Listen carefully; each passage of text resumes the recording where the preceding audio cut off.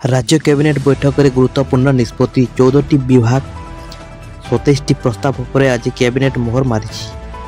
यह बैठक में युववर्गों नुआ स्वयं योजना आरंभ निष्पत्ति निया बेले राशन कार्ड धारी को 2टी झोट तैयारी बैग एवं 1000 टंका मिलिबो बोली निष्पत्ति निया जायछि। खाद्य सुरक्षा योजना रे शामिल थिबा हिताधिकारी को राज्य सरकार तरफ 2टी झोटरे तैयारी बैग जोगाई दिया जिवो। एथि सहित सरकार तरफ 1000 टंका मध्य दिया जिवो।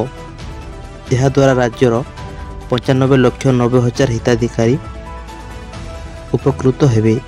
अन्यपटे युववर्गों पर स्वयं योजना रे 1 लाख टंका पर्यंत ऋण जोगाई देबे सरकार। व्यवसाय पई बिना सुधर 1 लाख टंका पर्यंत ऋण पाई परिबे 18 ରୁ 35 वर्षीय युवक एवं युवती। तेबे ऋण परिशोध रे अवधि 4 वर्ष रहिबो। एथि पई राज्य सरकार 448 कोटी खर्च करिबे। सहर रे मध्य युवक युवती पई युव औद्योगिक स्वयं शहरी योजना प्रणयन हेबाकू कैबिनेट निष्पत्ति निया जायछि।